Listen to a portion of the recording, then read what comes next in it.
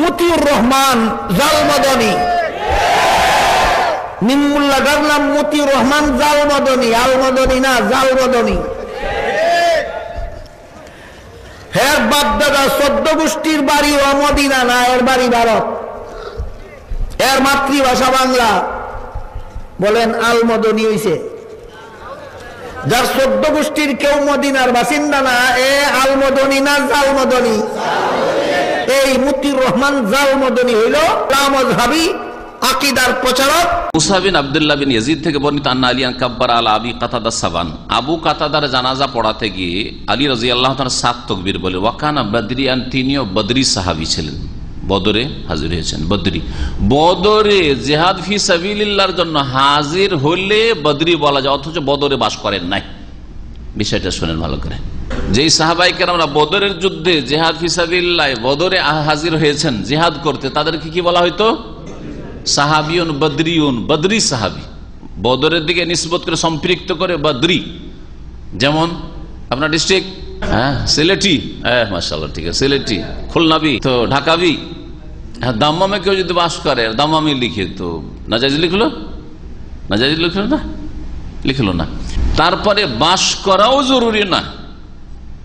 বদরি সাহাবায়ে কেরামদের ক্ষেত্রে বাস করা জরুরি না, ওখানে শুধু জিহাদে গেছেন, বাস করেননি দীর্ঘদিন, ও জিহাদ করে আবার চলে আসছেন, বদরি নাম হয়েছে কি? বদরি। তো জিহাদ ফি সাবিলিল্লাহ কোন জায়গায় করে আসলে বদরি যদি নাম হতে পারে, তো কেউ যদি মদিনায় লেখাপড়া করে আর মাদানি লিখে, তো বিদাতীদের এত ঝাল কেন? এত ঝাল কেন বিদাতীদের?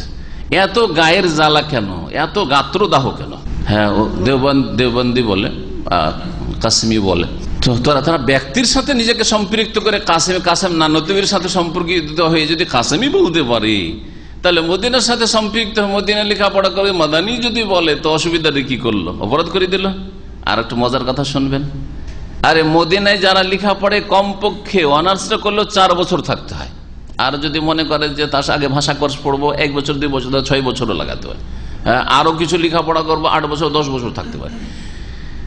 সর্বনিম্ন কোন একটি শহরে বসবাস যদি 4 বছর করে, আপনি লেখাপড়া করেন না করেন, লেখাপড়া বাদ দিয়ে দেন। যে কোনো শহরে যদি 4টা বছর বসবাস করেন, তাহলে সেই শহরের সাথে নিজেকে সম্পৃক্ত করতে পারেন। আপনার বাড়ি হচ্ছে রাজশাহী, কিন্তু সিলেটে গিয়ে 4টা বছর থেকেছেন, সুতরাং যদি সিলেটি লিখেন কোনো দোষের কথা না। কাশ্মীরে গিয়ে 4টা বছর থেকেছেন, কাশ্মীরি অথচ পাকা বাঙালি, কোনো দোষের কথা নাই।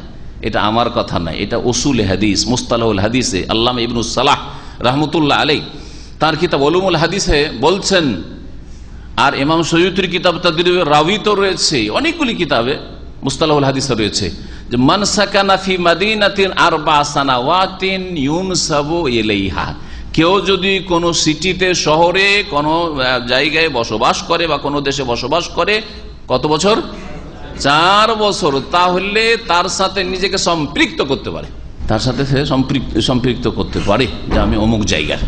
যদি না সে জন্মভূমি হইতে হবে, জন্মস্থান হইতে হবে, সারা জীবনটা কাটাতে হবে, তাহলে সে তার সাথে সম্পৃক্ত হইতে পারবে। বোঝা গেছে? এবারে আরো মজার কথা শুনবেন।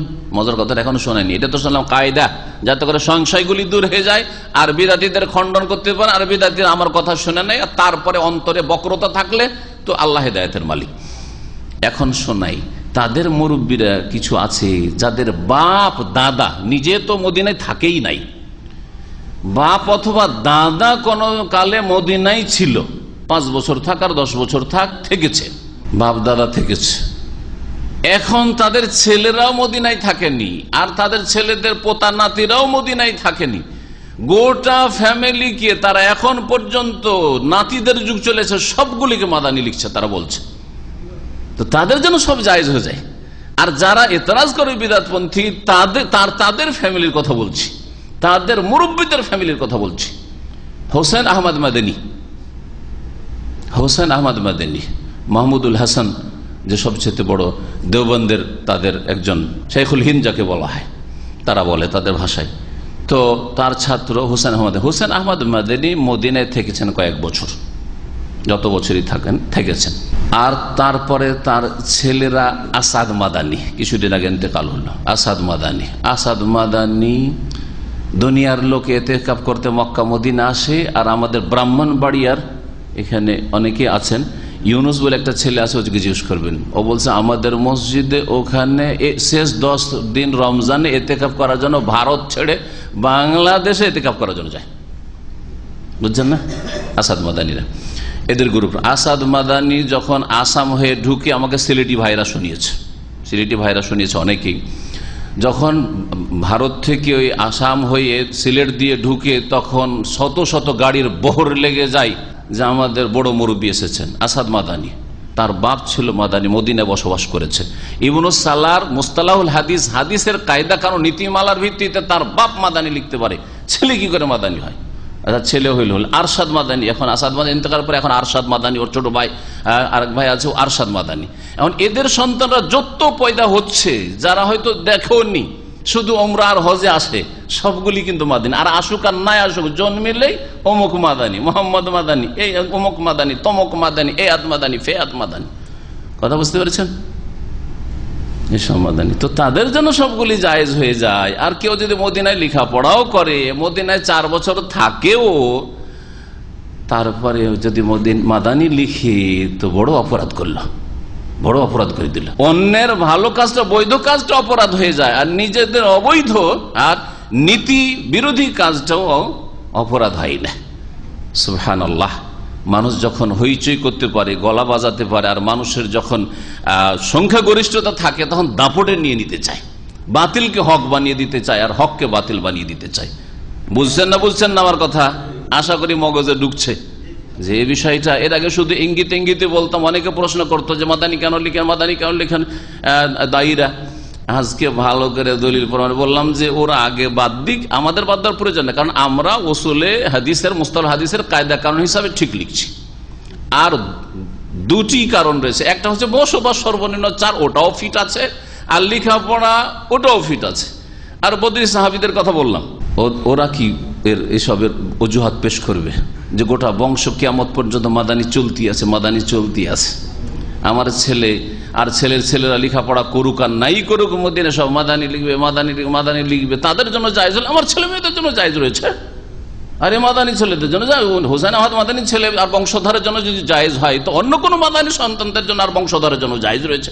জায়েজ হলে সকলের জন্য জায়েজ হবে, আর না জায়েজ হলে সকলের জন্য না জায়েজ হবে। মহাজের বাক্কি হাজি এমদাদুল্লাহ, উনি আলেম ছিলেন না, কিন্তু সুফি, ওদের বড় সুফি ছিলেন, বড় বড় আল্লামাদের তিনি পীর ছিলেন। তো হাজি এমদাদুল্লাহ মক্কা চলে এসেছিলেন, মক্কায় হিজরত করে ভারত থেকে চলে এসেছেন, আর মক্কায় বসবাস শুরু করেছিলেন। সেটা তুর্কি আমলে ছিল। মালিক আব্দুল রহমতুল্লাহ আলের যে সৌদি আরব কিংডম হওয়ার আগের ঘটনা। মহাজের মাক্কি মানে মক্কা হিজরতকারী, হ্যাঁ, মক্কায় হিজরতকারী। মহাজের হিজরত করে মক্কা এসে তিনি মক্কি হয়েছেন, তাকে ওই জন্য মক্কি বলা হয়। ঠিক আছে, উনি বসবাস শুরু করেছেন। তারাও যদি 4 বছরের বেশি থাকে, আর মক্কি লিখে, মাদানি লিখে, রিয়াজি লিখে, কোনো অসুবিধা নেই। কারণ আমরা নীতিমালার সাথে চলতে চাই, আমরা দলিলের সাথে চলতে চাই, আমরা বাস বৈধভাবে, আপনার জন্য যে কায়দা ফিট, আমার জন্য সেই কায়দা ফিট। আমি এই জন্য এই সমালোচনা করছি না যারা 4 বছরের বেশি থেকেছে বা 4 বছর থেকে তারা মাদানি লিখুক, মক্কি লিখুক, কোনো অসুবিধা নেই, কোনো অসুবিধা নেই। কিন্তু কথা হচ্ছে যে তোমাদের ক্ষেত্রে সবটাই জায়েজ, আর আমরা যদি বৈধ লিখি তারপরও না জায়েজ আর অপরাধ, এটা কেন হবে? জি, এটা হচ্ছে আসল উদ্দেশ্য।